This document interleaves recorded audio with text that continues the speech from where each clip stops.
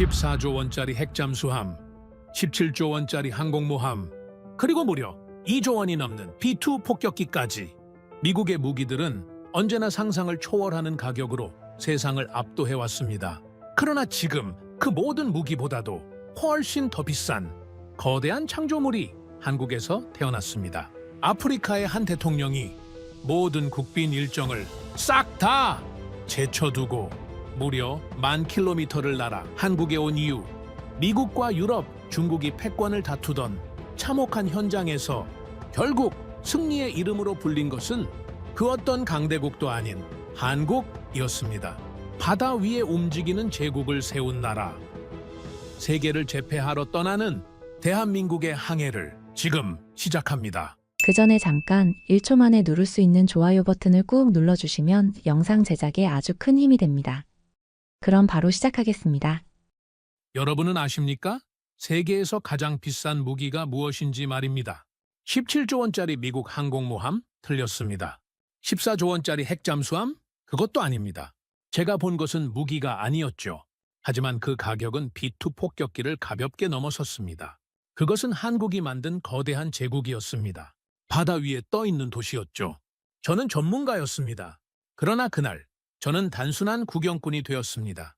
저는 윌리엄 드레이크입니다. 영국 런던 태생이죠. 케임브리지에서 공학 박사 학위를 받았고 MIT 해양 시스템 연구소에서 객원 교수로 일했습니다. 30년간 세계 에너지 시장을 분석해온 사람이죠. BP, 로열 더치쉘 같은 초대형 기업들의 자문위원으로 일했습니다. LNG, FLNG, 해양 플랜트 분야에서 제 이름은 꽤 알려져 있어요. 그래서 더 충격이었습니다. 제가 모르던 세계가 한국에 있었으니까요. 이야기는 2년 전으로 거슬러 올라갑니다. 저는 워싱턴 DC의 제 사무실에 앉아 있었죠. 책상 위에는 미국 국방부 보고서가 펼쳐져 있었습니다. 콜롬비아급 핵잠수함 건조 예산안이었어요. 14조 원입니다. 한 척에 말이죠. 저는 눈을 감았습니다. 숨이 막혔어요. 이게 정상인가? 혼잣말이 새어나왔습니다. 30년 경력의 전문가인 제가 봐도 기괴한 숫자였죠. 하지만 미국은 그렇게 움직이는 나라입니다. 천조국이죠. 세계 최강의 군사력을 가진 나라예요. 돈으로 안보를 사는 나라였습니다. 콜롬비아급은 그냥 잠수함이 아닙니다. 길이가 170m죠? 16층 건물을 눕혀놓은 크기예요. 핵탄두 미사일을 16발 탑재하고 한 발이면 도시 하나가 증발하는 위력이죠. 원자력으로 움직여서 연료 보급 없이 수십 년을 운용할 수 있습니다. 135명의 승조원이 탑승해서 바닷속 깊은 곳에서 몇 개월씩 작전을 수행하죠. 적에게 들키지 않고 말입니다. 제럴드 포드급 항공모함은 또 어떻습니까? 17조 원이에요. 축구장 3개를 이어붙인 크기죠. 5,000명이 넘는 병력이 탑승하고 함재기 75대를 실을 수 있습니다. 하루에 270회 출격이 가능해요. 저는 그 배를 직접 본 적이 있습니다. 버지니아주 뉴포트 뉴스 조선소에서였죠. 2017년이었습니다. 멀리서 봤을 때는 건물인 줄 알았어요. 가까이 가서야 배라는 걸 깨달았죠. 압도적이었습니다. 저는 그날 노트에 적었어요. 이것이 미국의 힘이다. B2 스텔스 폭격기는 또 어떻습니까? 한 대에 2조 원이 넘어요. 21대만 만들어졌죠. 왜 21대냐고요? 너무 비싸서입니다. 미국도 더 이상 만들 수 없었어요. 레이더에 잡히지 않고 적진 한복판을 가로지르는 무기죠. 미국의 주먹이었습니다. 세계를 압도하는 힘이었어요. 저는 이 모든 걸 30년간 분석했습니다. 에너지 안보와 군사력은 뗄 수 없는 관계였으니까요. 석유가 흐르는 곳에 항공모함이 떠 있었죠. 가스전이 발견되는 곳에 핵 잠수함이 잠복했습니다. 중동에서 전쟁이 터지면 유가가 치솟았고 러시아가 가스를 끊으면 유럽이 떨었어요. 저는 그 구조를 이해했습니다. 세계는 미국을 중심으로 돌아갔습니다. 적어도 제 머릿속에서는 그랬죠. 미국이 기술을 만들면 세계가 따라했어요. 미국이 무기를 개발하면 세계가 두려워했습니다. 미국 외에 누가 이런 걸 만들겠나? 당연한 생각이었습니다. 유럽은 쇠퇴했죠. 영국은 제국의 영광을 잃었고 프랑스는 과거에 머물러 있었습니다. 독일은 기술은 있지만 규모가 작았어요. 러시아는 소련 붕괴 이후 자원 수출국으로 전락했죠. 중국은요, 복사는 잘하지만 창조는 못했습니다. 일본은 조선 강국이라고들 하죠. 맞습니다. 한때는 그랬어요. 하지만 2000년대 들어 추락했습니다. 인건비가 너무 비싸서 중국에 밀렸고 한국에도 밀렸죠. 미쓰비시, 가와사키, 한때 세계를 주름잡던 이름들이 이제는 추억일 뿐이었습니다. 한국은요, 생각조차 하지 않았습니다. 솔직히 말하자면 저는 한국을 몰랐어요. 아니, 관심이 없었죠. 제 연구 목록에 한국은 각주였습니다. 조선 강국, 반도체 수출국 정도의 이미지였어요. 세계 질서를 바꿀 나라라고는 생각하지 않았습니다. 제 동료들도 마찬가지였어요. 워싱턴의 싱크탱크에서 일하는 전문가들이죠. 그들과 점심을 먹을 때면 이런 대화가 오갔습니다. 한국? 삼성 만드는 나라 아니야? 현대차도 괜찮더라. 근데 조선은 중국한테 밀리지 않나? 우리는 한국을 그 정도로만 봤습니다. 추격자였죠. 선도국이 아니었어요. 그런데 말이에요. 2년 전 어느 날이었습니다. 제 메일함에 이상한 보고서가 도착했죠. 동료 마이클이 보낸 거였습니다. 그는 아프리카 에너지 시장을 담당하고 있었어요. 제목이 이랬습니다. 모잠비크 대통령의 한국 방문. 저는 고개를 갸웃했어요. 모잠비크요? 인구 3천만 명, 1인당 국민소득 500달러도 안 되는 아프리카의 가난한 나라죠. 왜 한국에 갑니까? 보고서를 열었습니다. 첫 문장이 제 눈을 사로잡았죠. 모잠비크 대통령 필리페 뉴시, 거제도 삼성중공업 방문. 거제도입니다. 한국의 작은 섬이죠. 그곳에 뭐가 있습니까? 조선소예요. 배를 만드는 곳이죠.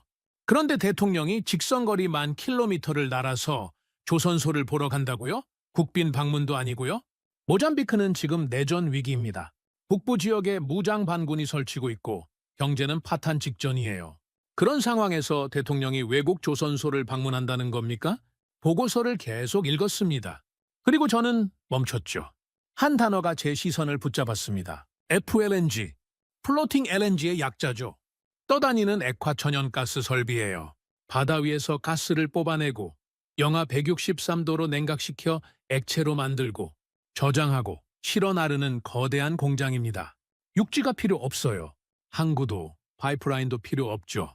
그냥 바다 위에 떠 있으면 됩니다. 저는 FLNG를 알고 있었습니다. 당연하죠. 제 전문 분야였으니까요. 하지만 그건 이론이었어요. 언젠가 만들어질 기술 정도였습니다. 왜냐고요? 비용이 너무 많이 들고 기술적 난이도가 극악이거든요. 생각해 보십시오. 바다 위에 도시를 짓고 그 도시에서 가스를 뽑아내고 영하 163도로 냉각시키고 폭발 위험을 막고 태풍을 견디고 수십 년간 작동해야 하는 겁니다. 미친 짓이죠. 세계 어느 나라도 감히 시도하지 못했어요. 로열 더치 쉘이 한 번 시도했습니다. 프렐류드라는 이름으로요. 10년 걸렸고 비용은 천정부지로 치솟았죠. 겨우 완성했지만 수익성은 끔찍했습니다. 업계에서는 돈 먹는 하마라고 불렀어요. 그 이후 아무도 시도하지 않았습니다. 그런데 한국이 만들었다고요?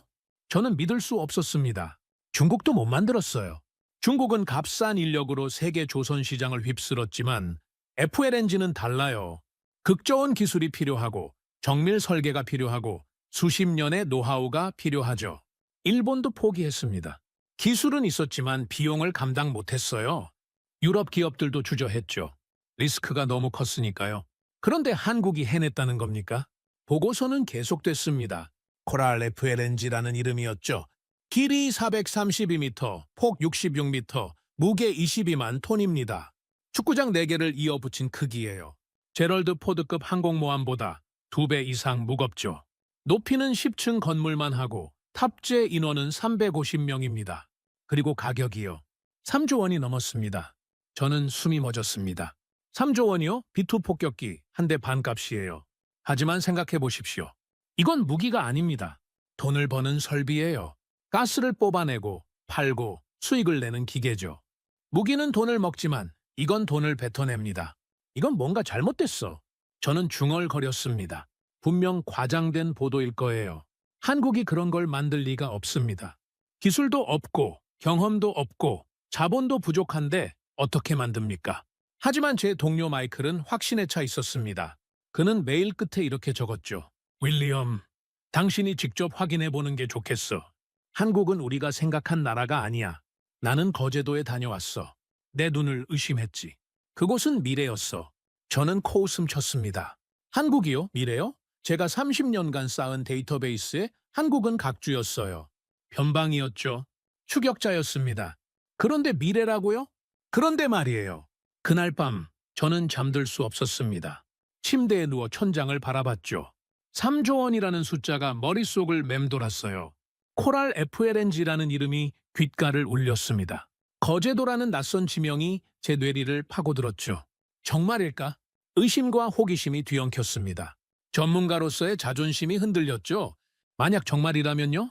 만약 한국이 정말로 그걸 만들어냈다면요? 그렇다면 제 30년 경력은 뭡니까? 제가 놓친 게 있다는 겁니까? 새벽 4시였습니다. 저는 침대에서 일어났죠. 노트북을 켰습니다. 그리고 검색했어요. 코랄 FLNG, 삼성중공업, 거제도. 수십 개의 기사가 쏟아졌습니다.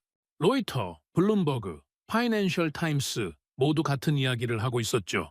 한국 세계 최대 FLNG 건조, 삼성중공업 3조 원 규모 프로젝트 완수, 모잠비크 한국 기술의 미래 건다. 저는 손이 떨렸습니다. 이건 오보가 아니었어요. 과장도 아니었죠. 사실이었습니다. 한국이 정말로 해냈어요. 세계가 포기한 프로젝트를 말입니다. 저는 결심했습니다. 직접 확인해 봐야겠어. 다음 날 저는 항공권을 예약했습니다. 인천행이었죠. 그리고 거제도로 가는 표를 끊었습니다. 제 눈으로 보지 않고는 믿을 수 없었어요. 한국이 만든 3조 원짜리 괴물을 바다 위에 떠 있는 제국을 말입니다. 그것이 제 인생을 바꾼 여행의 시작이었습니다. 인천공항에 도착한 건 이틀 후였습니다. 비행기에서 내리는 순간 낯선 공기가 제 폐를 채웠죠. 한국이었습니다. 제가 평생 각주로만 여겼던 나라였어요. 하지만 이제는 달랐죠. 이곳 어딘가에 3조 원짜리 괴물이 있었습니다. 공항은 깨끗했습니다. 효율적이었죠. 저는 가방을 찾아 나와서 거제도행 버스를 탔습니다. 5시간 거리였어요. 창밖으로 한국의 풍경이 스쳐 지나갔습니다. 고속도로는 깔끔했고 터널이 많았죠. 산을 뚫고 지나가는 터널들이었습니다. 바다를 가로지르는 거대한 다리들도 보였어요. 저는 놀랐습니다. 이 작은 나라가 이런 인프라를 갖췄다고? 영국도 이 정도는 아니었어요. 버스 안에서 저는 자료를 다시 확인했습니다. 코랄 FLNG, 길이 432m, 무게 22만 톤, 가격 3조 원 이상. 숫자를 볼 때마다 현실감이 없었어요. 그런데 더 놀라운 게 있었죠. 이게 처음이 아니라는 겁니다. 한국 조선소들은 이미 여러 척을 만들었어요. 프렐류드 FLNG는 10년 걸렸는데 코랄은 6년 만에 완성했죠.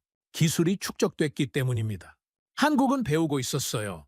그것도 무섭게 빠르게 말이죠. 5시간 후 저는 거제도에 도착했습니다. 택시를 타고 20분쯤 가자 기사가 말했어요. 저기 보이시죠? 저는 고개를 들었습니다. 그리고 숨이 멎었죠.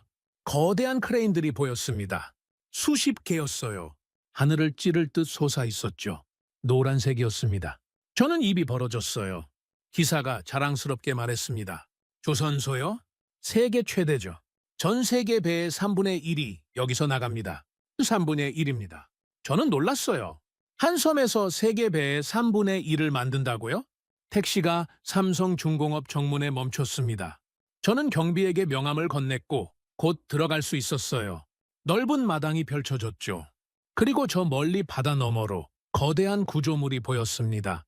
제 심장이 멎었어요. 사진으로 봤을 때와는 차원이 달랐습니다. 실물은 상상을 초월했죠. 바다 위에 떠 있는 거대한 강철 덩어리였습니다. 건물 같았어요? 아니, 도시 같았죠. 그것이 코랄 FLNG였습니다. 드레이크 박사님? 젊은 한국인이 제 이름을 불렀습니다.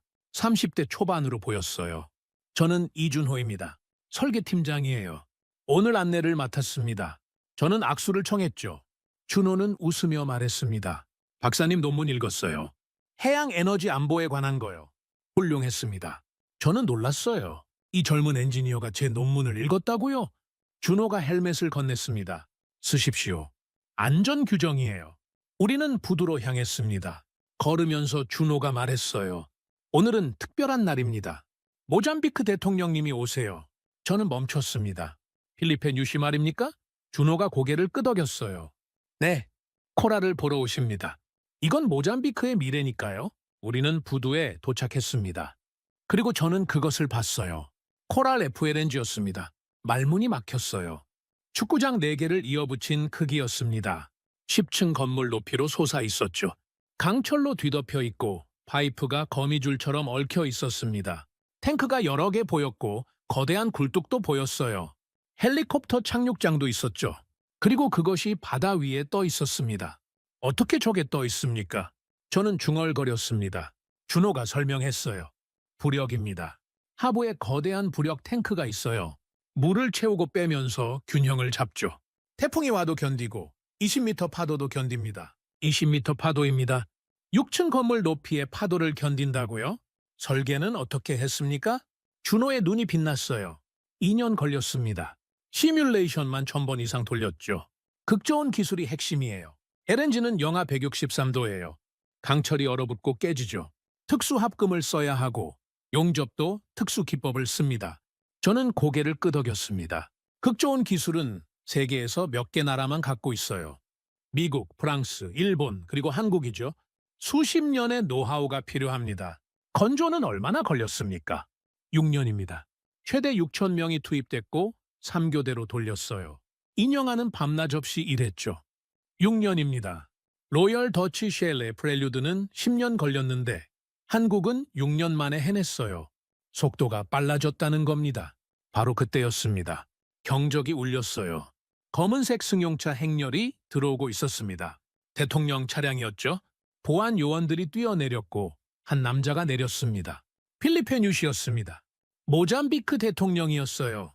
50대 후반으로 보였습니다. 키가 컸고 양복을 입고 있었어요. 그는 주변을 둘러보다가 코라를 봤습니다. 저는 그의 얼굴을 지켜봤어요. 경외감이었습니다. 대통령의 눈에 경외감이 어려 있었어요. 국가 정상입니다. 3천만 인구를 책임진 사람이죠. 그런 사람의 눈에 경외감이 어려 있었습니다. 저는 이해했어요. 저 구조물이 그의 나라를 바꿀 거라는 걸 말입니다. 뉴시가 삼성중공업 사장과 악수했습니다. 통역사가 따라붙었죠. 그들은 코랄 쪽으로 걸어갔고 저도 따라갔습니다. 우리는 코랄 밑에 섰습니다. 고개를 들었어요. 하늘이 보이지 않았습니다. 강철 구조물이 하늘을 덮고 있었죠. 그림자가 드리워졌어요. 저는 작아졌습니다. 개미 같았죠. 뉴시 대통령이 말했습니다. 통역이 옮겼어요.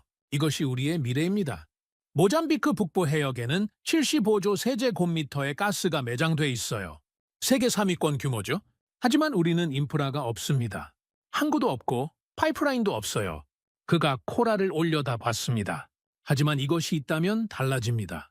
바다 위에서 직접 가스를 뽑고 액화시키고 배에 실업할 수 있죠. 육지 인프라가 필요 없습니다. 이것이 우리 경제를 살릴 겁니다. 삼성중공업 사장이 답했어요. 코랄은 1년에 340만 톤의 LNG를 생산합니다. 시가로 환산하면 연간 4조 원이에요. 10년이면 40조 원이죠. 모잠비크의 1인당 국민소득을 2배로 올릴 수 있습니다. 4조 원입니다. 10년이면 40조 원이에요. 저는 놀랐습니다. 투자 회수가 가능하죠. 이건 단순한 설비가 아닙니다. 국가의 운명을 바꾸는 기계예요. 뉴시가 물었습니다. 안전합니까? 북부는 방군이 있어요. 사장이 답했죠. 폭발 방지 시스템이 3중으로 돼 있고 화재 진압 시스템도 최첨단입니다. 승조원 대피 시설도 완비돼 있어요. 뉴시가 고개를 끄덕였습니다. 우리는 이것을 지킬 겁니다. 목숨을 걸고 지킬 거예요. 이것은 모잠비크의 희망이니까요. 그의 목소리에 결연함이 묻어났어요. 저는 전율했습니다. 한 국가의 지도자가 한국이 만든 설비에 희망을 걸고 있었어요. 준호가 저에게 속삭였습니다. 저분만이 아니에요. 세네갈, 모리타니, 콩고, 여러 아프리카 국가들이 우리에게 문의하고 있습니다. 다들 FLNG를 원해요. 가스는 있는데 인프라가 없으니까요. 저는 깨달았습니다. 이건 새로운 시장이에요. 아프리카죠. 가스 매장량은 엄청나지만 개발이 안 됐습니다. 인프라가 없었으니까요. 그런데 FLNG가 등장했어요. 게임이 바뀌었습니다. 한국 조선소들이 몇 척이나 수주했습니까? 준호가 웃었습니다. 전 세계 FLNG 발주 10건 중 6건이에요. 삼성, 현대, 대우가 나눠 가졌죠. 나머지 중국이 2건 따냈는데 미국 제재 때문에 지연됐어요. 사실상 우리가 독점입니다. 독점입니다. 그 단어가 제 가슴을 찔렀어요. 한국이 세계 FLNG 시장을 독점하고 있었습니다. 중국도 못 따라왔어요. 일본은 포기했죠. 유럽은 비용 때문에 못하고 미국은 기술이 없습니다. 한국만 할 수 있었어요. 왜 한국만 가능합니까? 준호가 잠시 생각하더니 답했습니다. 삼박자예요. 첫째, 기술입니다. 극 좋은 용접, 정밀 설계, 수십 년의 노하우가 있어요. 둘째, 가격이죠. 유럽보다 30% 쌉니다. 품질은 같은데 가격이 싸요. 셋째, 속도입니다. 일본보다 2년 빠르죠. 이 셋을 다 갖춘 나라는 한국뿐입니다. 기술, 가격, 속도. 저는 고개를 끄덕였습니다. 이해됐어요. 한국은 스위트 스팟을 찾았습니다. 기술은 유럽 수준이고, 가격은 중국 수준이고, 속도는 세계 최고예요. 이 조합은 무적이었습니다. 바로 그때 코랄에서 경적이 울렸습니다. 출항 준비였어요. 곧 모잠비크로 떠납니다. 10,000km 항해죠. 한 달 걸리지만 도착하면 모잠비크의 운명이 바뀝니다. 뉴시 대통령이 코랄을 향해 손을 흔들었습니다. 그의 눈에 눈물이 글썽였어요. 저는 이해했습니다. 저것은 희망이었어요. 가난한 나라의 희망이었죠. 그리고 그 희망은 한국이 만들었습니다. 저는 압도됐습니다. 제 30년 경력이 부서지는 소리가 들렸어요. 제가 알던 세계 질서가 무너지는 소리가 들렸습니다. 미국이 중심이 아니었어요. 유럽이 선도국이 아니었죠. 한국이 새로운 강자로 떠올랐습니다. 그날 밤 저는 거제도의 작은 호텔 방에 앉아 있었습니다. 창밖으로 조선소의 불빛이 보였어요. 밤늦도록 작업이 계속되고 있었죠. 용접 불꽃이 번쩍였고 크레인이 움직였습니다. 한국은 멈추지 않았어요. 저는 노트를 펼쳤습니다. 그리고 적었어요. 오늘 나는 미래를 봤다. 그것은 한국이 만들고 있었다. 다음 날 아침 저는 호텔 로비에서 준호를 다시 만났습니다. 그는 서류 가방을 들고 있었어요. 오늘은 좀 더 깊은 이야기를 나누죠. FLNG가 정확히 무엇인지, 왜 한국만 할 수 있는지 말입니다. 우리는 삼성중공업 본사 회의실로 갔습니다. 벽면에 거대한 스크린이 걸려 있었죠. 준호가 리모컨을 눌렀어요. 화면에 코랄의 단면도가 떠올랐습니다. 보십시오. 이게 FLNG의 심장부입니다. 저는 화면에 집중했습니다. 복잡한 구조였어요. 파이프, 탱크, 압축기, 냉각 시스템 모든 게 얽혀 있었죠. 준호가 설명을 시작했습니다. FLNG는 바다 위의 공장이에요. 첫 번째 단계, 해저에서 가스를 뽑아냅니다. 파이프를 통해 올라오죠. 두 번째 단계, 불순물을 제거합니다. 물, 황, 이산화탄소 다 걸러내요. 세 번째 단계, 영하 163도로 냉각시킵니다. 가스가 액체로 변하죠. 부피가 600분의 1로 줄어듭니다. 600분의 1입니다. 저는 놀랐어요. 그럼 운송이 훨씬 쉬워지겠군요. 맞습니다. 기체 상태로는 못 나릅니다. 너무 부피가 커요. 하지만 액체로 만들면 배에 실을 수 있죠. 이게 LNG예요. 액화천연가스입니다. 준호가 화면을 바꿨습니다. 코랄의 저장 탱크가 나타났어요. 거대했습니다. 네 번째 단계, 액화된 가스를 저장합니다. 이 탱크들이 영하 163도를 유지하죠. 다섯 번째 단계, LNG 운반선이 옆에 붙습니다. 액체를 실어 나르죠. 일본, 한국, 중국으로 팔립니다. 저는 감탄했습니다. 바다 위에서 이 모든 걸 한다고요? 그렇습니다. 육지가 필요 없어요. 항구도 필요 없고 파이프라인도 필요 없죠. 가스전 위에 그냥 떠 있으면 됩니다. 20년, 30년을 말이에요. 20년, 30년입니다. 저는 상상했어요. 태풍이 치고 파도가 몰아치고 폭염이 찾아오는 바다 위에서 20년을 버틴다고요? 어떻게 가능합니까? 준호의 눈이 빛났습니다. 설계예요. 우리는 모든 경우의 수를 계산했습니다.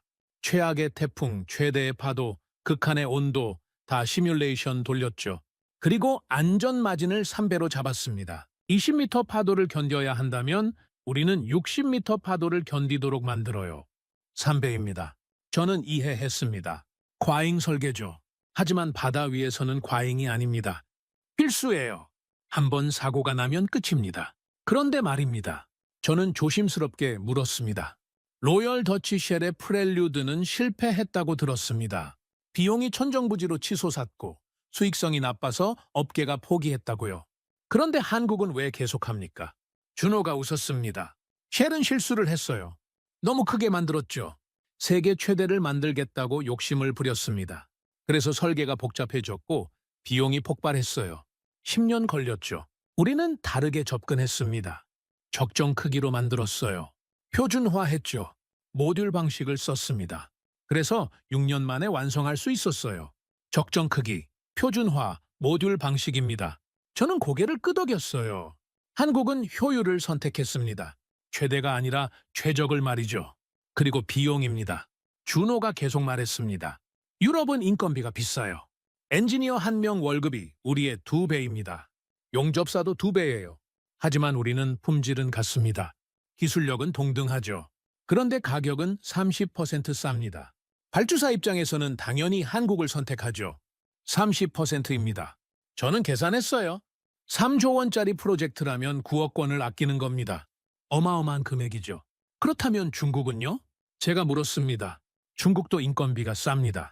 왜 중국은 못 따라옵니까? 준호의 표정이 진지해졌습니다. 기술이에요? 극 좋은 기술은 하루아침에 배울 수 없습니다. 영하 163도에서는 일반 강철이 깨져요. 특수 합금을 써야 하죠. 용접도 특별합니다. 일반 용접사로는 못해요. 극 좋은 용접 자격증이 필요합니다. 우리는 20년 전부터 LNG 운반선을 만들어 왔어요. 그 노하우가 쌓였죠. 중국은 그게 없습니다. 20년입니다. 저는 깨달았어요. 기술은 시간이 필요합니다. 돈으로 살 수 없죠. 경험으로 쌓는 겁니다. 준호가 화면을 다시 바꿨습니다. 세계 지도가 나타났어요. 여러 지점에 빨간 점이 찍혀 있었습니다. 이게 전 세계 FLNG 프로젝트입니다.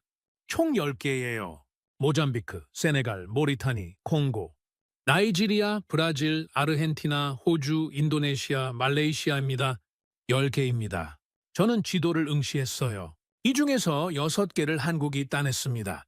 준호가 6개의 점을 노란색으로 바꿨습니다. 모잠비크, 세네갈, 나이지리아, 브라질, 호주, 말레이시아였어요.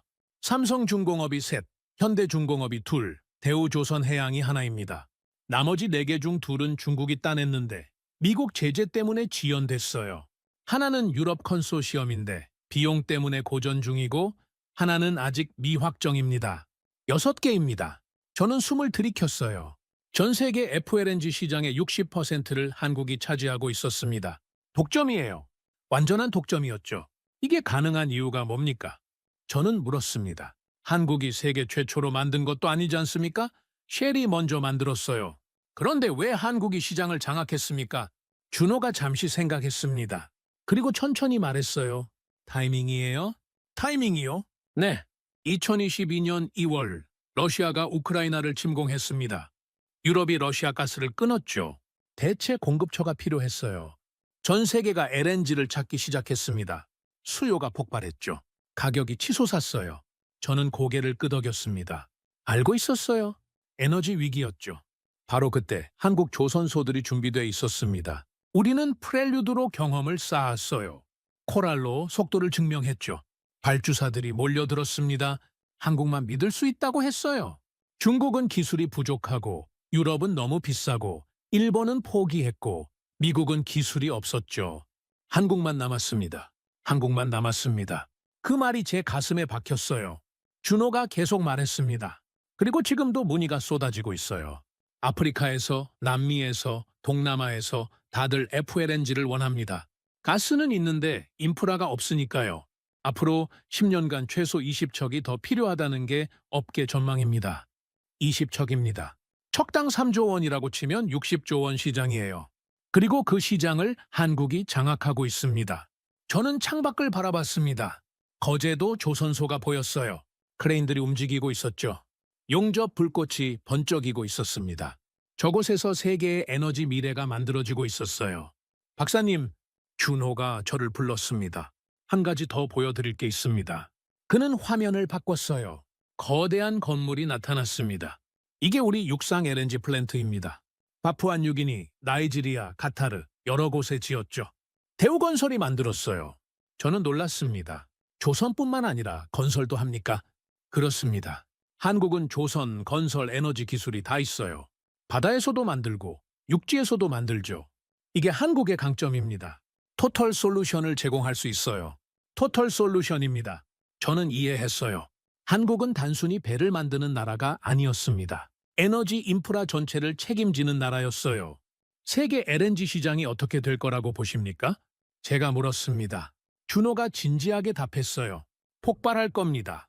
석탄은 환경 문제로 퇴출되고 있고 원자력은 안전 논란이 있고 재생에너지는 아직 부족해요. 그 사이를 LNG가 메웁니다. 깨끗하고 안전하고 효율적이니까요. 앞으로 20년간 LNG 수요는 2배로 늘 겁니다. 그리고 그 중심에 한국이 있을 거예요. 2배입니다. 저는 전율했습니다. 세계 에너지 판도가 바뀌고 있었어요. 그리고 그 변화의 중심에 한국이 서 있었습니다. 제가 평생 각주로 여겼던 나라가 말이죠. 박사님은 어떻게 생각하십니까? 준호가 물었습니다. 전문가로서 한국의 위치를 어떻게 평가하십니까? 저는 잠시 침묵했습니다. 30년 경력의 전문가로서 솔직하게 답해야 했어요. 저는 틀렸습니다. 제가 말했습니다. 한국을 과소평가했어요. 추격자로만 봤죠. 하지만 한국은 이미 선도국이었습니다. 어쩌면 미국보다 유럽보다 앞서 있는지도 몰라요? 적어도 FLNG 분야에서는 말입니다. 준호가 미소 지었습니다. 감사합니다. 그 말씀이 큰 의미가 있어요. 저는 고개를 저었습니다. 아닙니다. 제가 배웠어요. 세계는 제가 생각했던 것보다 빠르게 변하고 있었습니다. 그리고 그 변화를 이끄는 나라가 한국이었죠. 창밖의 조선소를 바라보며 저는 깨달았습니다. 가스전 위의 도시가 떠올랐습니다. 그것은 한국이 만든 도시였어요. 세계의 절반, 그것이 한국의 몫이었죠. 저는 더 이상 부정할 수 없었습니다. 한국은 독점자가 되었습니다. 그날 오후, 저는 호텔로 돌아와 노트북을 열었습니다. 보고서를 쓰기 시작했어요. 워싱턴에 제 동료들에게 보낼 보고서였죠. 제목은 이렇게 붙였습니다. 한국 세계 에너지 판도를 바꾸다 FLNG 시장 독점의 의미. 첫 문장은 이랬습니다. 나는 거제도에서 미래를 봤다. 그것은 한국이 만들고 있었고 세계는 그것을 따라가고 있었다. 호텔로 돌아온 저는 보고서를 쓰기 시작했습니다. 하지만 키보드 위에 올려진 손가락이 멈춰 있었어요. 무언가 걸렸습니다. 제 머릿속에서 경고음이 울리고 있었죠. 정말 이게 맞나? 저는 스스로에게 물었습니다. 30년 경력의 전문가로서 너무 쉽게 결론을 내린 게 아닌가 하는 의심이 들었어요. 이틀 만에 한국을 세계 최고라고 선언하다니 이건 전문가의 태도가 아니었습니다. 노트북을 덮었습니다. 그리고 핸드폰을 꺼냈죠. 워싱턴의 동료 마이클에게 전화를 걸었어요. 새벽 시간이었지만 그는 곧 받았습니다. 윌리엄, 거제도는 어때? 놀랍습니다. 하지만 의문도 생겼어요. 의문? 너무 완벽해 보입니다. 뭔가 빠진 게 있는 것 같아요. 마이클이 잠시 침묵했습니다. 그리고 말했죠. 사실 윌리엄 업계 반응이 좋지만은 않아. 회의론이 많아. 제 심장이 뛰었습니다. 어떤 회의론입니까? 중국이 곧 따라잡을 거라는 전망이야. 중국은 돈이 많고 인력이 많고 의지가 강해. 지금은 한국이 앞서지만 5년 후에는 모를 일이라는 거지. 중국입니다. 저는 창밖을 바라봤어요. 어둠 속에서 조선소의 불빛이 반짝이고 있었습니다. 그리고 또 있어. 마이클이 계속 말했습니다. 모잠비크 프로젝트 말이야. 위험하다는 의견이 많아? 북부 지역은 무장 반군 때문에 토탈이 철수했잖아. 코랄이 공격받을 수도 있어. 3조 원짜리 구조물이 폭탄 맞으면 어떻게 되겠어? 저는 숨을 들이켰습니다. 맞는 말이었어요. 저는 기술만 봤습니다. 안보 리스크는 간과했죠. 그리고 말이야. 마이클의 목소리가 낮아졌습니다. 일부 전문가들은 한국의 성공을 일시적이라고 봐. 러시아 우크라이나 전쟁 때문에 특수를 누린 거지. 전쟁이 끝나면 수요가 줄어들 거라는 거야. 그럼 한국도 타격받을 거라고. 일시적 특수입니다. 그 말이 제 머릿속을 때렸어요. 윌리엄, 너무 감정적으로 판단하지 마. 넌 전문가잖아. 데이터를 봐야지. 감동을 보면 안 돼. 마이클의 충고였습니다. 저는 고개를 끄덕였어요. 알겠습니다. 더 조사해보죠. 전화를 끊었습니다. 그리고 노트북을 다시 열었어요. 이번엔 다른 자료를 찾기 시작했습니다. 한국의 약점을, 리스크를 말이죠. 첫 번째로 찾은 건 모잠비크 북부 사태였습니다. 2017년부터 이슬람 무장단체가 활동하고 있었어요. 마을을 습격하고 사람들을 죽였죠. 2020년 토탈이 200억 달러 규모의 LNG 프로젝트를 중단했습니다. 직원들을 철수시켰어요. 너무 위험했으니까요. 그런 곳에 코랄을 띄운다고요? 저는 불안해졌습니다. 3조 원짜리 구조물이 전쟁터 한복판에 있는 겁니다. 방온이 보트를 타고 접근할 수도 있어요. 로켓포를 쏠 수도 있죠. 폭발하면요. 영하 163도의 LNG가 바다로 쏟아지면요. 대재앙입니다. 두 번째로 찾은 건 중국의 추격이었습니다. 중국은 이미 두 척의 FLNG를 수주했어요. 비록 미국 제재로 지연됐지만 포기하지 않았습니다.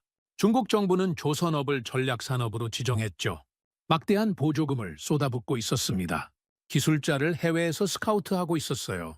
5년 후면 중국이 한국을 따라잡는다. 한 미국 투자은행 애널리스트의 전망이었습니다. 저는 그 문장을 응시했어요. 가능한 일이었습니다. 중국은 빠르죠. 돈도 많고 인력도 많아요. 기술만 확보하면 한국을 압도할 겁니다. 세 번째로 찾은 건 일본의 방역이었습니다. 일본은 포기하지 않았어요. 미쓰비시 중공업이 극저온 기술 개발에 재투자하고 있었습니다. 정부 지원을 받아서요.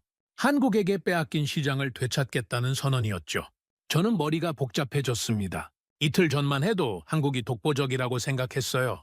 하지만 자료를 파고들수록 불안했습니다. 경쟁자들이 많았어요. 리스크도 많았죠. 한국의 독점은 영원하지 않을 수도 있었습니다. 다음 날 아침, 저는 다시 준호를 만났습니다. 조선소 식당에서였어요. 저는 바로 물었습니다. 모잠비크 북부 사태를 알고 있습니까? 준호의 얼굴이 굳었습니다. 알고 있습니다. 코랄이 공격받을 수도 있지 않습니까? 가능합니다. 그의 솔직한 대답이었어요. 저는 놀랐습니다. 부정하지 않았죠. 준호가 계속 말했습니다. 하지만 대비하고 있어요. 첫째, 모잠비크 해군이 호위합니다. 둘째, 민간 경비 업체를 고용했죠. 셋째, 코랄 자체에 보안 시스템이 있어요. 레이더, 카메라, 경보장치 다 갖췄습니다. 넷째, 비상대피 계획이 수립돼 있어요. 350명 전원을 15분 안에 헬기로 대피시킬 수 있습니다. 15분입니다. 저는 고개를 끄덕였어요. 준비는 돼 있었죠. 하지만 완벽할까요? 만약 공격받으면 어떻게 됩니까? 프로젝트가 중단될 수 있습니다. 준호가 담담하게 말했습니다. 3조 원이 날아가는 거죠. 보험은 있지만 전액 보상은 안 돼요. 회사가 타격받을 겁니다. 3조 원입니다. 저는 침을 삼켰어요. 엄청난 리스크였습니다. 그런데도 합니까? 그래야 합니다. 준호의 눈빛이 단호했어요. 리스크 없이는 아무것도 얻을 수 없어요. 모잠비크는 가난합니다. 하지만 가스가 있죠. 누군가는 개발해야 해요. 토탈이 도망갔습니다. 쉘도 망설이고 있죠. 하지만 우리는 갑니다. 그게 한국입니다. 그게 한국입니다. 저는 그 말을 곱씹었어요. 중국은 어떻습니까? 제가 화제를 바꿨습니다. 중국이 5년 내에 따라잡을 거라는 전망이 있습니다.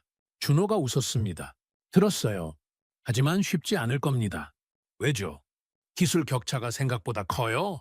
극좋은 용접은 10년 이상의 경험이 필요합니다. 용접사 1명 키우는데 5년 걸려요. 중국은 인력은 많지만 숙련공은 부족해요. 돈으로 살 수 없는 게 경험입니다. 경험입니다. 저는 이해했어요. 하지만 중국은 빠르죠. 5년이면 따라잡을 수도 있습니다. 그리고 또 있습니다. 준호가 목소리를 낮췄어요. 신뢰죠. 발주사들은 검증된 기업을 원합니다. 한국은 프렐류드, 코랄 여러 척을 성공시켰어요. 중국은요? 실적이 없습니다. 첫 프로젝트는 지연되고 있죠. 발주사 입장에서 누구를 믿겠습니까? 신뢰입니다. 저는 고개를 끄덕였어요. 맞는 말이었습니다. 하지만 영원하지는 않겠죠. 제가 말했습니다. 결국 중국도 일본도 따라올 겁니다. 그럼 한국의 독점은 끝나는 거 아닙니까? 준호가 잠시 침묵했습니다. 그리고 천천히 말했어요. 맞습니다. 독점은 영원하지 않아요. 하지만 우리는 계속 앞서가야 합니다. 기술을 발전시키고 비용을 줄이고 속도를 높여야 해요. 멈추는 순간 뒤처지죠. 그래서 우리는 연구개발에 매년 수천억을 투자합니다. 다음 세대 FLNG를 개발하고 있어요. 다음 세대입니다. 어떤 겁니까? 더 작고 더 빠르고 더 효율적인 FLNG예요. 모듈화를 극대화해서 건조 기간을 4년으로 줄이는 겁니다. 비용도 20% 낮추고요. 경쟁자들이 따라올 때쯤 우리는 또 앞서 있을 겁니다. 저는 감탄했습니다. 한국은 멈추지 않고 있었어요. 하지만 여전히 의문이 남았습니다. 전쟁이 끝나면 어떻게 됩니까? 제가 물었습니다. 러시아 우크라이나 전쟁이 끝나면 LNG 수요가 줄어들 거라는 전망이 있습니다. 그럼 한국도 타격받지 않습니까? 준호가 고개를 저었어요. 전쟁은 촉매제일 뿐입니다. 근본적인 수요는 에너지 전환에서 나와요. 석탄을 줄이고 원자력을 보완하고 재생에너지가 확대될 때까지 LNG가 메꿉니다. 이건 20년, 30년 가는 트렌드예요. 전쟁이 끝나도 수요는 계속됩니다. 20년, 30년입니다. 저는 숨을 들이켰어요. 장기 전망이었습니다. 박사님, 준호가 저를 똑바로 바라봤습니다. 걱정하시는 거 압니다. 리스크가 많죠. 불확실성도 많아요. 하지만 그게 사업입니다. 완벽한 건 없어요. 중요한 건 준비하고 대응하고 끊임없이 발전하는 겁니다. 한국은 그렇게 해왔어요. 그렇게 해왔습니다. 저는 준호의 눈을 봤어요. 흔들림이 없었습니다. 확신에 차 있었죠. 한 가지만 더 물어도 될까요? 물론입니다. 왜 이렇게 자신 있습니까? 한국은 작은 나라지 않습니까? 자원도 없고 인구도 적죠. 그런데 왜 세계 최고가 될 수 있다고 믿습니까? 준호가 웃었습니다. 그리고 창밖을 가리켰어요. 조선소가 보였습니다. 크레인들이 움직이고 있었죠. 용접 불꽃이 번쩍이고 있었습니다. 저걸 보십시오. 저곳에서 밤낮으로 일하는 사람들이 있어요. 엔지니어, 용접사, 설계사 수천 명입니다. 그들은 세계 최고가 되려고 일하는 게 아니에요. 그냥 최선을 다할 뿐이죠. 하루하루 최선을 다하다 보니 어느새 세계 최고가 돼 있었습니다. 그게 한국입니다. 하루하루 최선을 다하다 보니 세계 최고가 됐습니다. 저는 전율했어요. 그날 밤 저는 호텔 방에서 다시 보고서를 열었습니다. 이번엔 달랐어요. 리스크도 썼습니다. 불확실성도 썼죠. 하지만 결론은 변하지 않았습니다. 한국은 도전받고 있다. 중국이 추격하고 일본이 방역하고 지정학적 리스크가 도사리고 있다. 하지만 한국은 멈추지 않는다. 기술을 발전시키고 경험을 쌓고 신뢰를 구축한다. 이것이 한국이 세계 에너지 시장의 중심에 서 있는 이유다. 저는 마지막 문장을 적었습니다. 나는 한국을 믿는다. 완벽해서가 아니다. 포기하지 않기 때문이다. 거제도에서의 사흘째 날이었습니다. 저는 호텔 조식을 먹고 있었어요. 커피를 마시는데 핸드폰이 울렸습니다. 준호였어요. 박사님, 좋은 소식이 있습니다. 모잠비크에서 연락이 왔어요. 코랄이 정상 가동에 들어갔습니다. 저는 커피를 내려놓았습니다. 정상 가동이요? 네. 가스 채굴이 시작됐어요. 액화 설비도 작동 중이고 첫 LNG 선적이 2주 후에 예정돼 있습니다. 첫 선적입니다. 저는 가슴이 뛰었어요. 3조 원짜리 구조물이 드디어 돈을 벌기 시작한 겁니다. 직접 보러 가시겠습니까? 준호가 물었습니다. 지금 관제실에서 실시간으로 모니터링하고 있어요. 모잠비크 현장 영상도 볼 수 있습니다. 저는 망설이지 않았습니다. 가겠습니다. 30분 후 저는 삼성중공업 관제실에 있었습니다. 거대한 스크린들이 벽면을 채우고 있었어요. 엔지니어들이 컴퓨터 앞에 앉아 있었죠. 긴장감이 감돌고 있었습니다. 준호가 중앙 스크린을 가리켰습니다. 저게 코랄입니다. 실시간 영상이에요. 저는 화면을 응시했습니다. 코랄이 보였어요. 모잠비크 북부 해역에 떠 있었습니다. 푸른 바다 위에 거대한 강철 구조물이 있었죠. 멀리서 봐도 압도적이었습니다. 굴뚝에서 연기가 피어오르고 있었어요. 작동 중이라는 신호였습니다. 지금 해저 1500m에서 가스를 뽑아 올리고 있습니다. 엔지니어가 설명했어요. 파이프를 통해 올라오는 천연가스를 정제하고 영하 163도로 냉각시켜서 액체로 만들고 있죠. 현재 시간당 50톤을 생산 중입니다. 시간당 50톤입니다. 하루면 1200톤이에요. 1년이면 40만 톤이 넘습니다. 저장 탱크는 어떻습니까? 제가 물었습니다. 순조롭습니다. 현재 1만 톤이 저장돼 있어요. 2주 후면 4만 톤이 차죠. 그때 첫 LNG 운반선이 옵니다. LNG 운반선입니다. 3만 톤을 싣고 어디로 갑니까? 일본입니다. 엔지니어가 답했어요. 일본 전력회사가 구매했죠. 가격은 톤당 1000달러예요. 3만 톤이면 3천만 달러입니다. 3천만 달러입니다. 한 번 선적에 350억 원이에요? 한 달에 2번 선적하면 700억 원입니다. 1년이면 8천억 원이 넘죠. 저는 계산했습니다. 3조 원을 투자했는데 1년에 8천억 원을 벌면 4년이면 본전이에요. 그 다음부터는 순이익입니다. 20년 운영하면요? 엄청난 수익이죠.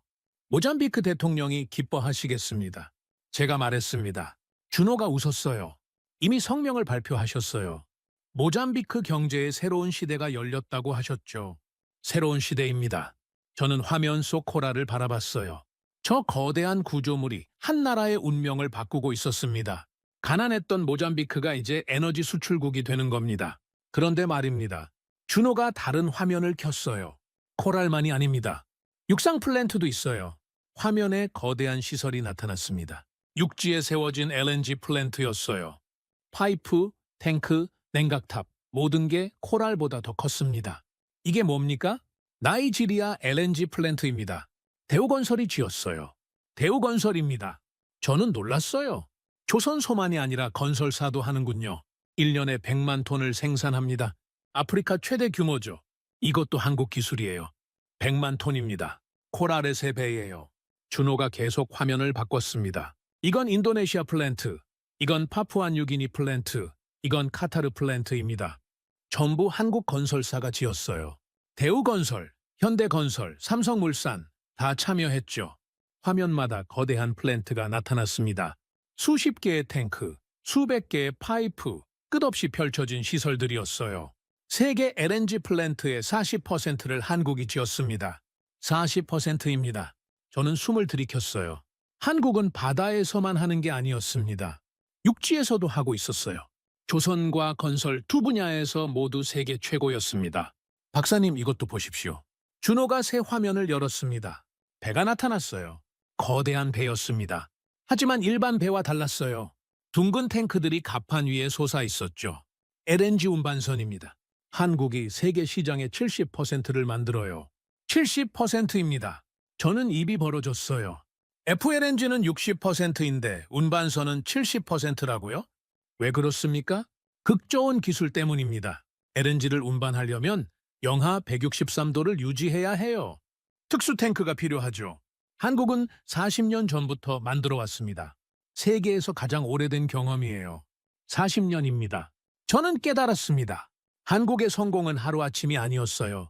수십 년을 준비해온 결과였습니다. 그리고 이것도 있습니다. 준호가 또 다른 화면을 보여줬어요. 한국가스공사 로고가 보였습니다. 한국가스공사가 모잠비크 가스전 지분을 샀어요. 10%입니다. 10%입니다. 저는 놀랐어요. 배를 만들기만 하는 게 아니라 가스전 자체를 소유한다는 겁니까? 그렇습니다. 한국은 에너지 수입국이에요.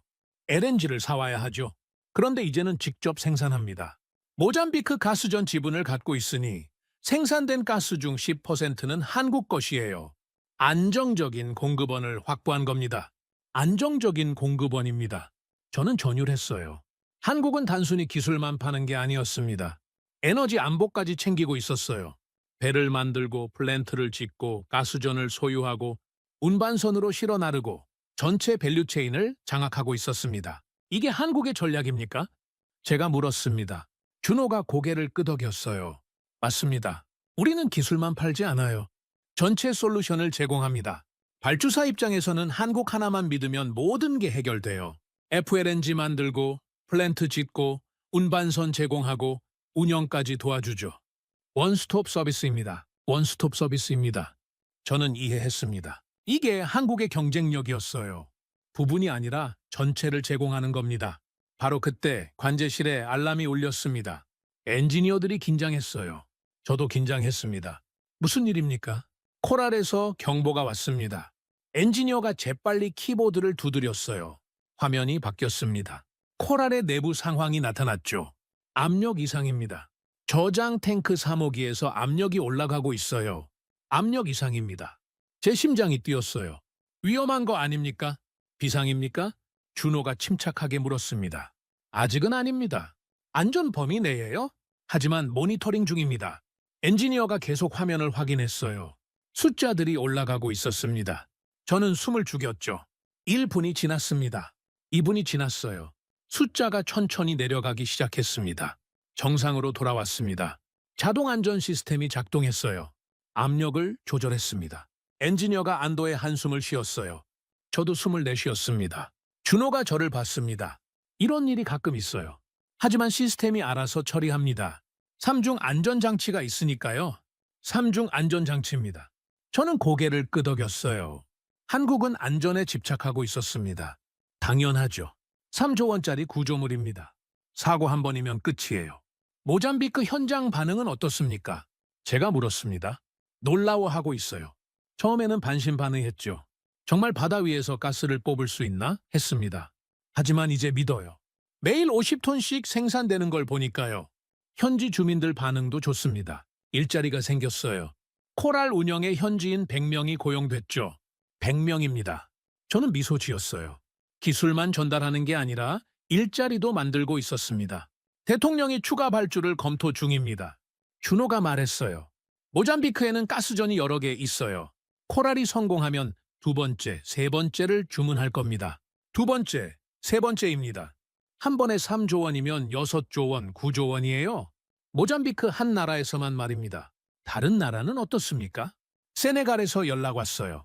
코랄 성공 소식 듣고 확정하겠다고 했습니다. 콩고도 관심 보이고 있고 탄자니아도 문의했어요. 세네갈, 콩고, 탄자니아입니다. 아프리카가 움직이고 있었어요.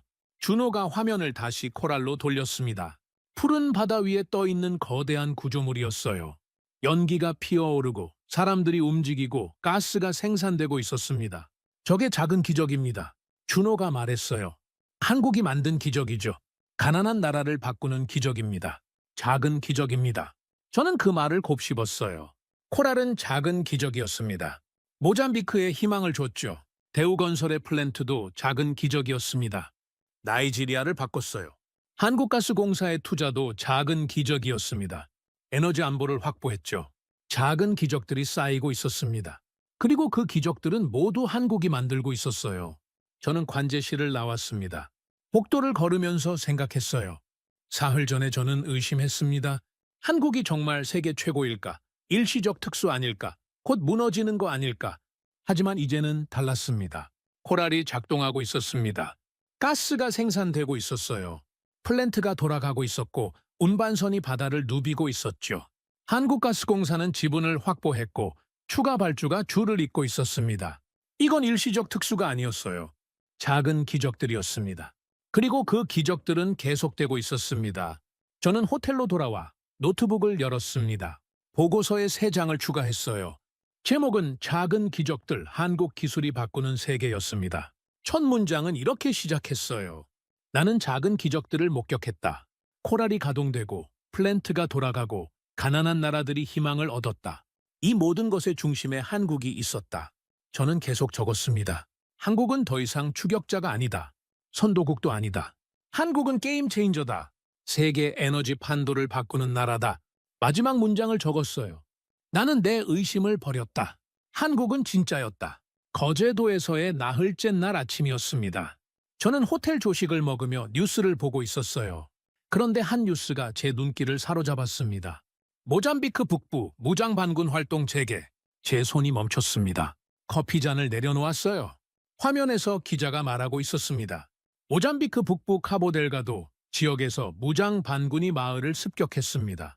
최소 15명이 사망한 것으로 알려졌습니다. 반군은 가스전 개발을 중단하라고 위협했습니다. 가스전입니다. 제 심장이 뛰었어요. 코랄이 있는 곳입니다.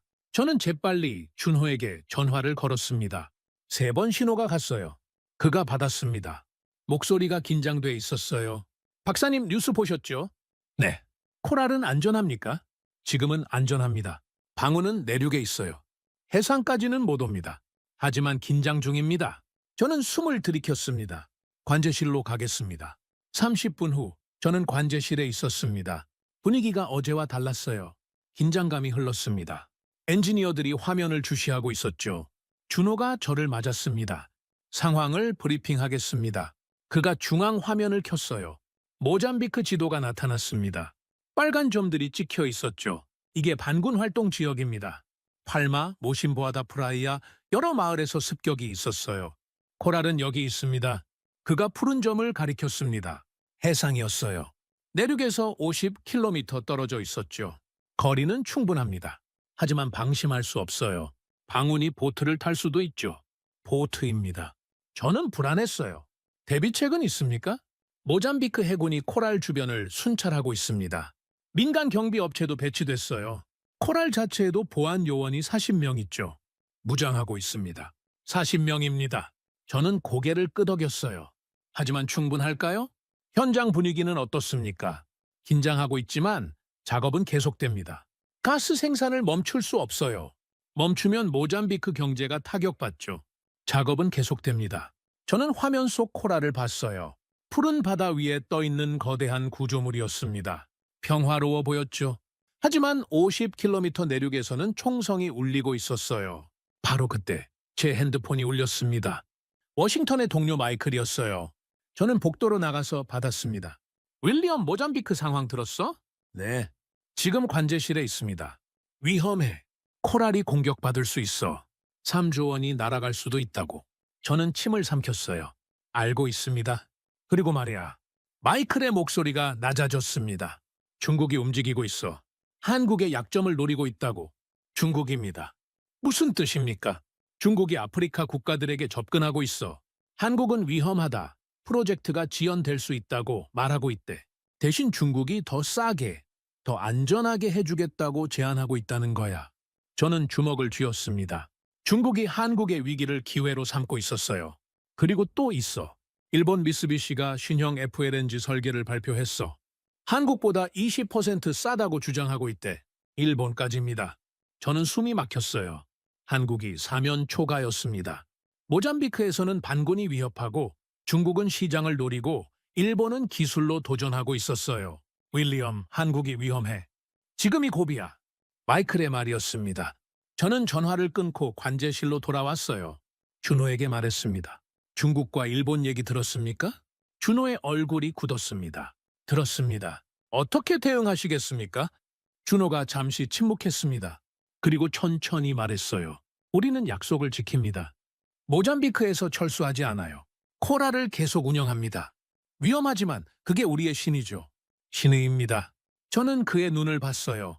흔들림이 없었습니다. 중국이 싸게 해준다고 해도 신뢰가 없으면 소용없어요. 우리는 약속을 지켜왔습니다. 프렐류드도 완성했고 코랄도 완성했죠. 기한을 지켰어요. 중국은요? 프로젝트 지연됐습니다. 발주사들이 기억하고 있어요. 저는 고개를 끄덕였습니다. 맞는 말이었어요. 일본은요? 일본의 신형 설계는 아직 검증 안 됐어요. 20% 싸다고 하지만 실제로 만들어 봐야 압니다. 설계와 현실은 다르죠. 우리는 실적이 있습니다. 그게 차이예요. 실적입니다. 저는 이해했어요. 한국은 말이 아니라 결과로 보여줬습니다. 다음 날 상황이 악화됐습니다. 방운이 해안 마을까지 진출했어요. 코랄에서 30km 거리였습니다. 국제뉴스가 일제히 보도했죠. 모잠비크 가수전 위기, 3조 원 코랄 위험에 처해 한국 조선업계, 모잠비크 리스크의 긴장. 저는 뉴스를 보며 불안했습니다. 세계가 한국을 주시하고 있었어요. 어떻게 대응하는지 보고 있었죠. 그날 오후 삼성중공업이 성명을 발표했습니다. 준호가 저에게 보여줬어요. 삼성중공업은 모잠비크 코랄 프로젝트를 계속 운영합니다. 현지 직원들의 안전을 최우선으로 하되 약속을 지킵니다. 이것이 우리의 책임입니다. 계속 운영합니다. 저는 전율했어요. 한국은 도망가지 않았습니다. 하지만 시장 반응은 냉정했습니다. 주가가 떨어졌어요. 삼성중공업, 현대중공업, 대우조선해양 모두 하락했죠. 투자자들이 불안해하고 있었습니다. 한국 과연 버틸 수 있나? 서구 언론의 제목이었습니다. 저는 그 기사를 읽었어요. 회의적인 논조였죠. 한국은 기술은 있지만 리스크 관리가 부족하다. 모잠비크 같은 위험 지역에 진출한 것은 무모한 결정이었다. 토탈이 철수한 데는 이유가 있었다. 무모한 결정입니다. 저는 화가 났어요. 한국을 폄하하는 기사였습니다. 하지만 반박할 근거가 필요했죠. 저는 준호에게 물었습니다. 현장 상황은 정말 어떻습니까? 솔직하게 말해 주십시오. 준호가 진지하게 답했어요. 위험합니다. 거짓말 안 해요. 방운이 가까워지고 있죠. 하지만 우리는 대비하고 있습니다. 해군 경비를 2배로 늘렸어요. 비상대피 훈련을 매일 합니다. 헬기는 항시 대기 중이죠. 문제 생기면 10분 안에 전원 대피할 수 있습니다. 10분입니다. 그리고 현지 직원들의 사기는 어떻습니까? 높습니다. 놀랍게도 높아요. 모잠비크 직원들이 말합니다. 한국이 우리를 버리지 않았다고요. 토탈은 도망갔지만 한국은 남았다고 합니다. 그들이 코랄을 지키겠다고 자원하고 있어요. 저는 목이 메었습니다. 신뢰였어요. 한국이 보여준 신뢰가 현지인들의 마음을 움직였습니다. 일주일이 지났습니다. 긴장된 일주일이었어요. 매일 뉴스를 확인했습니다. 방운 동향을 주시했죠. 하지만 코랄은 무사했습니다. 가스 생산은 계속됐어요. 그리고 놀라운 일이 일어났습니다. 모잠비크 정부가 군대를 파견했어요. 특수부대였습니다. 반군을 소탕하기 시작했죠. 정부가 코랄을 지키기로 결정한 겁니다. 왜냐고요? 코랄이 모잠비크 경제의 미래였으니까요. 2주 만에 반군이 후퇴했습니다. 해안에서 멀어졌어요. 위기가 지나가고 있었습니다. 그리고 첫 LNG 선적이 성공했습니다. 저는 관제실에서 그 순간을 봤어요. LNG 운반선이 코랄 옆에 붙었습니다. 호스가 연결됐죠. 3만 톤의 액화 천연가스가 운반선으로 옮겨졌어요. 6시간 걸렸습니다. 운반선이 떠났습니다.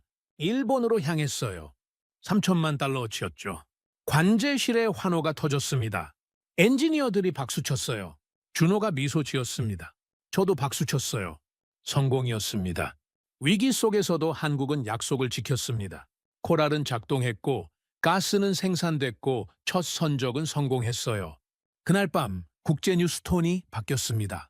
한국, 모잠비크 위기 속에서도 약속 지켜 코랄 첫 선적 성공, 한국 기술력 입증. 저는 그 기사들을 읽으며 미소 지었어요. 세계가 한국을 다시 보기 시작했습니다. 하지만 준호는 조심스러웠어요. 아직 끝난 게 아닙니다. 반군은 여전히 있어요. 중국도 포기하지 않았죠. 우리는 계속 경계해야 합니다. 맞는 말이었습니다. 위기는 지나갔지만 시험은 계속될 거예요. 저는 호텔로 돌아와 노트북을 열었습니다. 보고서에 3장을 추가했어요. 제목은 위기와 시험 한국은 어떻게 버텼는가 였습니다. 저는 적었습니다. 한국은 흔들렸다. 반군이 위협했고 중국이 도전했고 일본이 추격했다. 세계는 한국의 추락을 기다렸다. 하지만 그날은 오지 않았다. 계속 적었어요. 한국은 약속을 지켰다. 위험 속에서도 도망가지 않았다. 현장을 지켰고 직원들을 보호했고 생산을 계속했다. 이것이 한국의 신의였다. 마지막 문장을 적었습니다. 총탄은 한국을 흔들었지만 무너뜨리진 못했다. 오히려 한국은 더 강해졌다. 신뢰는 위기 속에서 증명되기 때문이다. 저는 창밖을 바라봤습니다. 조선소의 불빛이 보였어요. 밤늦도록 작업이 계속되고 있었습니다. 용접 불꽃이 번쩍였죠. 크레인이 움직였어요. 한국은 멈추지 않았습니다. 위기가 왔지만 한국은 버텼어요. 시험대에 올랐지만 통과했죠. 저는 깨달았습니다. 이게 한국의 진짜 강점이었어요. 기술만이 아니었습니다. 끈기였죠. 약속을 지키는 신의였습니다. 위기 속에서도 도망가지 않는 용기였어요. 세계가 한국을 얕봤습니다. 작은 나라라고 위험을 감당 못할 거라고 생각했죠. 하지만 틀렸어요. 한국은 작지만 강했습니다. 기술도 있고 경험도 있고 신의도 있었어요. 그리고 무엇보다 포기하지 않았습니다. 저는 노트에 한 줄을 더 적었습니다. 나는 한국의 시험을 지켜봤다. 그리고 한국은 통과했다. 이제 나는 확신한다. 한국은 진짜다. 그날 밤 저는 깊이 잠들었습니다. 불안이 사라졌어요. 의심도 사라졌죠. 한국은 증명했습니다. 모잠비크 위기가 지나간 후 놀라운 일이 벌어졌습니다. 세계가 움직이기 시작했어요. 거제도에서의 일주일째 날이었습니다. 저는 준호에게서 긴급 연락을 받았어요. 박사님, 큰 소식입니다. 모잠비크가 추가 발주를 확정했어요. 저는 심장이 뛰었습니다. 추가 발주요? 네. FLNG 2척입니다. 코랄 성공을 보고 결정했다고 해요. 각각 3조 원 규모죠. 2척입니다. 6조 원이에요? 그리고 세네갈도 확정했습니다. 한 척이요. 콩고가 문의했고 탄자니아도 관심 보이고 있어요. 저는 숨을 들이켰습니다. 위기가 기회로 바뀌고 있었어요. 더 있습니다. 준호의 목소리가 흥분돼 있었습니다. LNG 운반선 발주가 폭발하고 있어요. 카타르, 미국, 호주 모두 한국으로 몰리고 있습니다. LNG 운반선입니다. 얼마나 됩니까? 현대중공업이 15척, 삼성중공업이 13척, 대우조선해양이 12척입니다. 총 40척이에요. 40척입니다. 저는 말문이 막혔어요. 척당 2천억 원이라고 치면 8조 원입니다. 한꺼번에 말이죠. 왜 갑자기 이렇게 많이 주문합니까? 준호가 설명했습니다.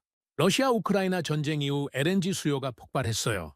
유럽이 러시아 가스를 끊었죠. 대체 공급원이 필요합니다. 카타르, 호주, 미국이 증산하고 있어요. 하지만 운반선이 부족해요. LNG는 특수 운반선이 필요하죠. 극저온 탱크를 갖춘 바예요. 그걸 만들 수 있는 나라는 한국뿐입니다. 한국뿐입니다. 그 말이 제 귓가를 울렸어요. 중국은요? 일본은요? 중국은 기술이 부족해요. 극좋은 용접을 못합니다. 일본은 포기했죠.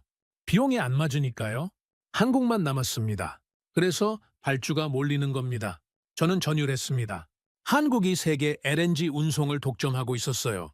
직접 보여드리고 싶은 게 있습니다. 준호가 말했어요. 거제도 조선소 전체를 말이에요. 40척이 동시에 건조되는 장면을요. 동시에 건조된다고요? 저는 믿을 수 없었습니다. 가능합니까? 40척을 동시에요? 한국에서는 가능합니다. 준호가 자신 있게 말했어요. 다음 날 아침, 저는 준호와 함께 조선소 전체를 돌아봤습니다. 헬기를 탔어요. 상공에서 내려다보기 위해서였죠. 헬기가 이륙했습니다. 고도가 올라갔어요. 그리고 저는 봤습니다. 말문이 막혔습니다.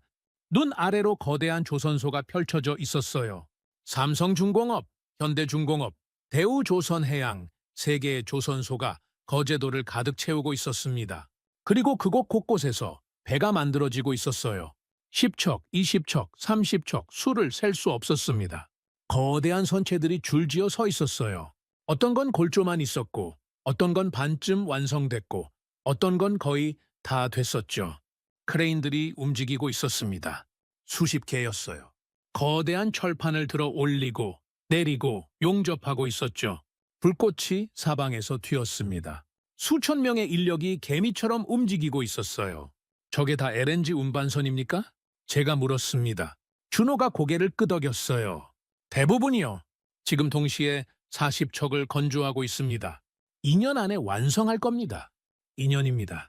40척을요. 어떻게 가능합니까? 시스템이에요. 한국 조선소는 모듈 방식을 씁니다. 배를 작은 블록으로 나눠서 만들죠. 각 블록은 공장에서 따로 제작합니다. 그리고 최종 조립만 도크에서 해요. 마치 레고처럼요? 그래서 빠릅니다. 레고처럼입니다. 저는 이해했어요. 효율의 극대화였습니다.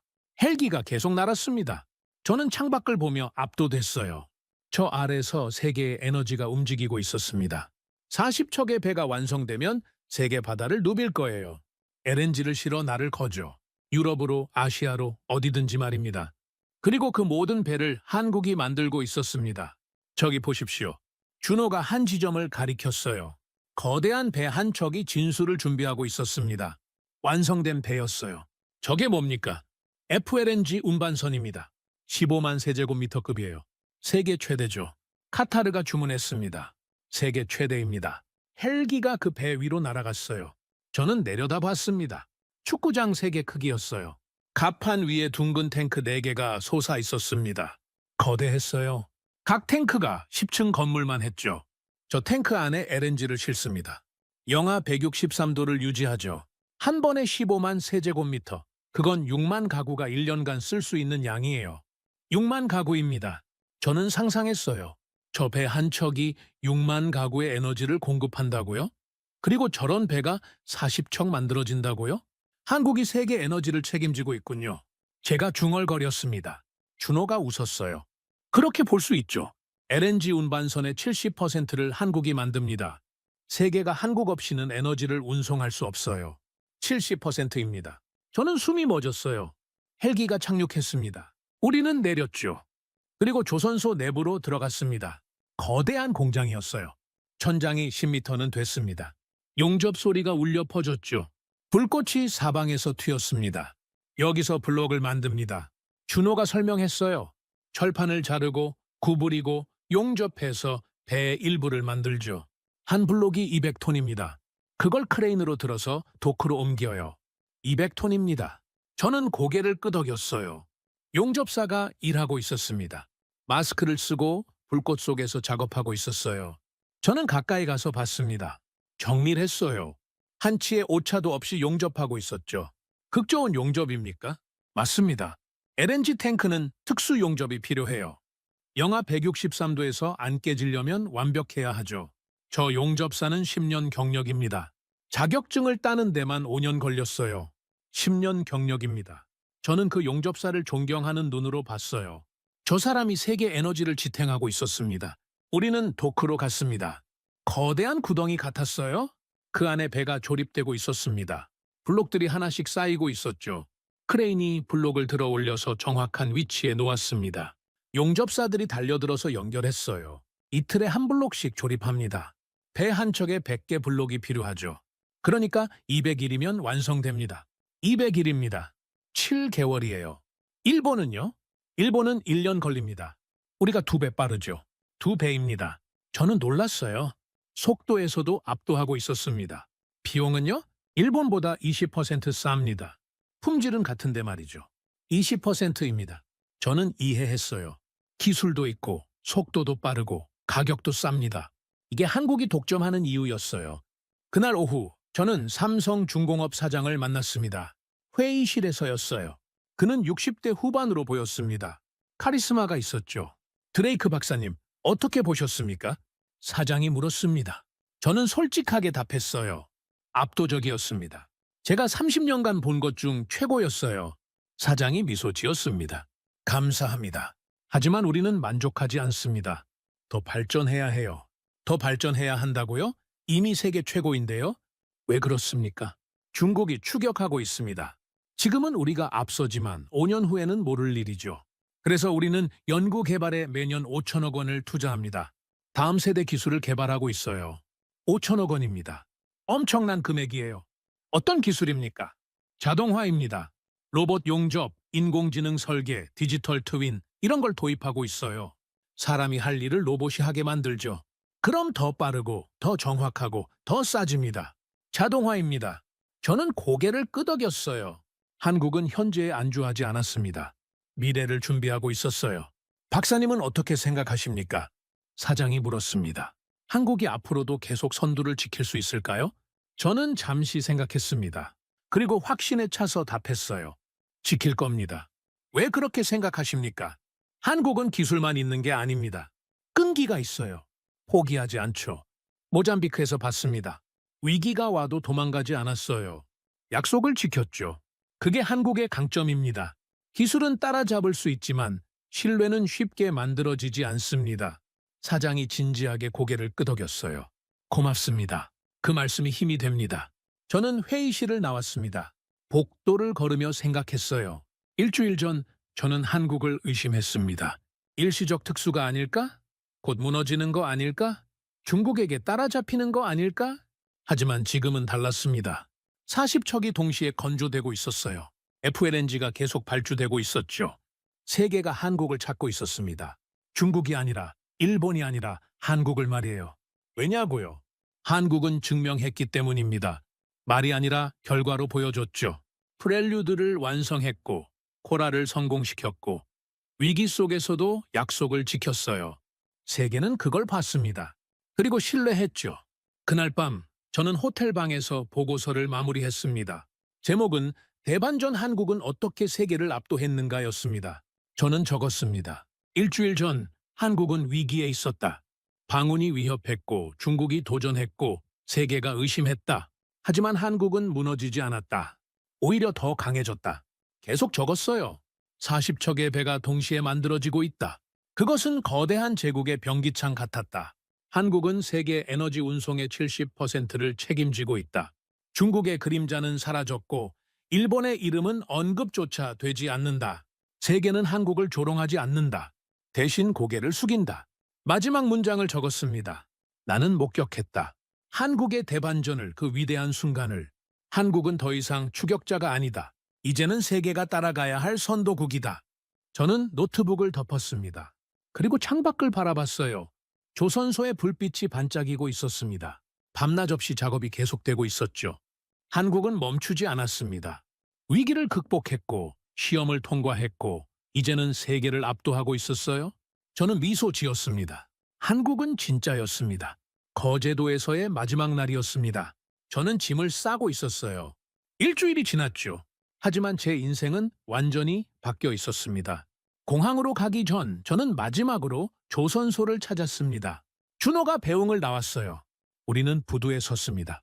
바다를 바라봤죠. 박사님, 이번 방문이 어떠셨습니까? 준호가 물었습니다. 저는 잠시 침묵했어요. 어떻게 표현해야 할까요? 제 인생을 바꿨습니다. 솔직한 대답이었어요. 30년간 저는 세계를 안다고 생각했습니다. 미국이 중심이고 유럽이 선도국이고 나머지는 추격자라고 믿었죠. 한국은 그저 각주였어요. 변방이었습니다. 준호가 조용히 들었습니다. 하지만 틀렸습니다. 한국은 각주가 아니었어요. 중심이었죠. 세계 에너지 판도를 바꾸고 있었습니다. 제가 모르고 있었을 뿐이에요. 저는 바다를 바라봤습니다. 저 멀리 배들이 보였어요. 건조 중인 배들이었죠. 40척이 동시에 만들어지고 있었습니다. 일주일 전만 해도 믿을 수 없었어요. 한국이 세계 최고라고는요. 하지만 이제는 압니다. 한국은 세계 최고가 아닙니다. 준호의 얼굴에 의아함이 스쳤어요. 한국은 유일합니다. 제가 말했습니다. FLNG 시장 60%, LNG 운반선 70%, 육상 플랜트 40% 한국이 차지하고 있어요. 중국도 못 따라오고 일본도 포기했고 유럽도 비용 때문에 못하죠. 한국만 할 수 있습니다. 그게 유일하다는 뜻이에요. 준호가 미소 지었습니다. 과찬이십니다. 아닙니다. 사실입니다. 저는 단호하게 말했어요. 그리고 더 중요한 게 있습니다. 한국은 단순히 기술만 파는 게 아니에요. 희망을 팔고 있습니다. 희망이요? 네. 모잠비크를 봤습니다. 가난한 나라였죠. 하지만 코랄 덕분에 달라지고 있어요. 일자리가 생기고 수출이 시작되고 경제가 살아나고 있습니다. 세네갈도 그럴 겁니다. 콩고도 탄자니아도요. 한국이 아프리카에 희망을 주고 있어요. 준호의 눈이 촉촉해졌습니다. 그리고 한국 자신에게도 희망을 줬습니다. 제가 계속 말했어요. 한국은 자원이 없는 나라죠. 인구도 적고 땅도 작습니다. 하지만 기술이 있어요. 경험이 있고 끈기가 있고 신의가 있죠. 그걸로 세계를 바꾸고 있습니다. 이게 진짜 희망 아닙니까? 준호가 고개를 끄덕였어요. 감사합니다. 그 말씀이 큰 힘이 됩니다. 저는 시계를 봤습니다. 공항 갈 시간이었어요. 마지막으로 하나만 물어도 될까요? 물론입니다. 한국은 앞으로 어디로 갑니까? 이미 세계 최고인데 다음 목표가 뭡니까? 준호가 잠시 생각했습니다. 그리고 저 멀리 바다를 가리켰어요. 저기 보십시오. 수평선 너머에 뭐가 있습니까? 바다요? 맞습니다. 끝없는 바다죠. 한국의 다음 목표는 그 바다입니다. 세계 모든 바다에서 한국 기술이 작동하는 거예요. 아프리카, 남미, 동남아, 중동, 어디든지요. LNG뿐만 아니라 수소, 암모니아, 새로운 에너지도 다룰 겁니다. 바다가 곧 에너지니까요. 그리고 한국이 그 에너지를 책임질 겁니다. 세계 모든 바다입니다. 저는 전율했어요. 한국의 야망은 거제도에서 끝나지 않았습니다. 세계 전체를 향하고 있었어요. 성공하실 겁니다. 제가 말했습니다. 의심하지 않아요. 공항으로 가는 차 안에서 저는 창밖을 바라봤습니다. 한국의 풍경이 스쳐 지나갔어요. 산, 바다, 터널, 다리, 작은 마을들이 보였죠. 작은 나라였습니다. 하지만 거대한 꿈을 가진 나라였어요. 인천공항에 도착했습니다. 탑승 수속을 마쳤죠. 게이트로 가는 길에 저는 면세점을 지나갔어요. 삼성, LG, 현대, 한국 브랜드들이 즐비했습니다. 10년 전만 해도 이 브랜드들은 저렴한 이미지였어요. 중국 제품과 비슷한 급이었죠. 하지만 이제는 달랐습니다. 프리미엄이었어요. 품질의 상징이었죠. 조선도 마찬가지였습니다. 10년 전만 해도 한국 조선은 중국에 밀린다는 소리를 들었어요. 하지만 이제는 한국이 독보적이었습니다. 세계가 인정했죠. 비행기에 탑승했습니다. 자리에 앉아서 안전벨트를 맸어요. 창밖으로 인천공항이 보였습니다. 깨끗하고 현대적이고 효율적이었죠. 비행기가 이륙했습니다. 한국이 멀어졌어요. 하지만 제 마음속에는 선명하게 남아 있었습니다. 거제도의 조선소, 40척의 배, 코랄 FLNG, 모잠비크 대통령의 눈물, 준호의 확신, 용접사의 땀, 모든 게 생생했어요. 저는 노트북을 열었습니다. 보고서를 마지막으로 다듬었죠. 워싱턴의 동료들에게 보낼 보고서였습니다. 마지막 장의 제목은 결론 한국이라는 새로운 제국이었습니다. 저는 적었습니다. 나는 한국에서 일주일을 보냈다. 그리고 세계가 바뀌고 있음을 목격했다. 미국 중심의 질서가 흔들리고 있다. 유럽의 주도권이 약해지고 있다. 그 자리를 한국이 채우고 있다. 계속 적었어요. 한국은 작은 나라다. 인구 5천만 명, 면적 10만 제곱킬로미터, 자원도 없다. 하지만 기술이 있다. 경험이 있다. 끈기가 있다. 그리고 무엇보다 신의가 있다. 약속을 지킨다. 위기 속에서도 도망가지 않는다. 이것이 한국의 진짜 힘이다. 더 적었습니다. 세계 에너지 판도가 바뀌고 있다. FLNG 시장은 한국이 60%를 차지한다. LNG 운반선은 70%다. 육상 플랜트는 40%다. 중국도 일본도 유럽도 따라오지 못한다. 한국만이 할 수 있다. 그리고 마지막 문장을 적었습니다. 나는 전문가였다. 30년간 세계 에너지를 연구했다. 하지만 한국 앞에서 나는 단순한 목격자였다.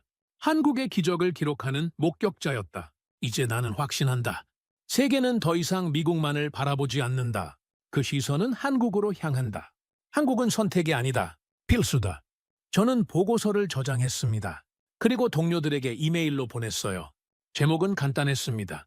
한국 보고서, 당신들이 놓친 제국. 비행기가 순항 고도에 올랐습니다. 기내식이 나왔어요. 저는 먹지 않았습니다. 생각에 잠겼죠. 일주일 전 저는 회의적이었습니다.